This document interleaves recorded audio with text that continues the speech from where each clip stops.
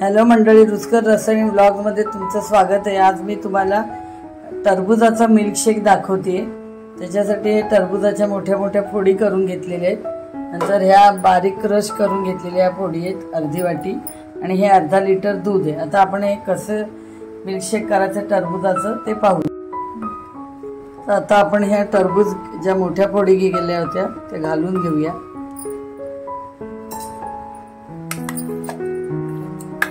सगळ्या बिया मी काढून घेतलेल्या आहेत। नंतर दूध घालून घेऊया।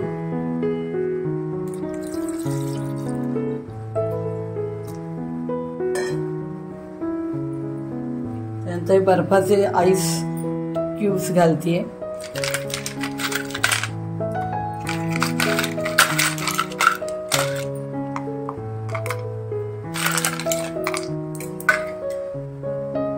साखर घालते 3 चमचे, 2च चमचे घालते, कारण आपण रूह अफजा खाणार आहोत, ते पण गोड असतं।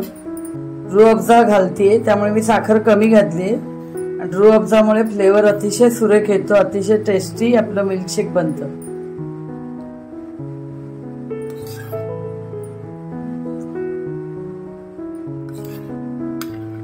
3 चमचे घातले मी, आणि आता आपल्याला हे मिक्सर मधनं फिरवून घ्यायचं। तर मिल्कशेक भांड्यात काढून घेऊया।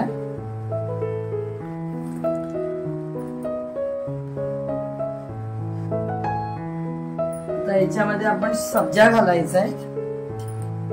3 चमचे घालते मी, 3-4 चमचे। हा बघा, अर्धा तास आधी सब्जा मी पाण्यात ठेवला होता, त्यामुळे तो फुलून अशा पद्धतीने झालाय।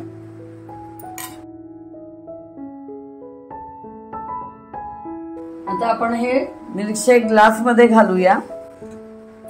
आधी आपण आता बर्फ घालून घेऊया ग्लास मध्ये।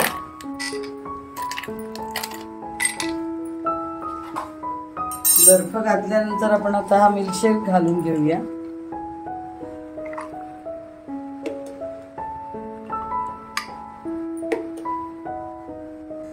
नंतर आपण क्रश केलेला टरबूज घालूया।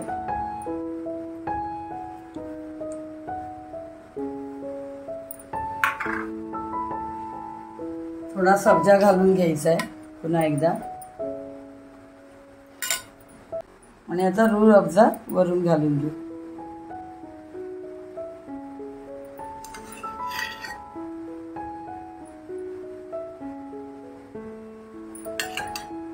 अशा प्रकारे तुम्ही टरबुजाचं मिल्कशेक करून बघा, ज्याच्यात मी सब्जा आणि रूह अफजा पण वापरलेला आहे। तर माझ्या रेसिपीला लाईक करा। हे मिल्कशेक थंडगार उन्हाळ्यासाठी अतिशय हेल्दी आणि आरोग्यदायी आहे, त्याच्याने अतिशय उत्तम थंडावा आपल्या शरीराला मिळतो। तर तुम्ही जरूर करून बघा, झटपट होणारं मिल्कशेक आहे टरबुजाचं। तर माझ्या रेसिपीला लाईक, शेअर आणि सबस्क्राईब करा, आणि कॉमेंट्स करा। थँक्यू।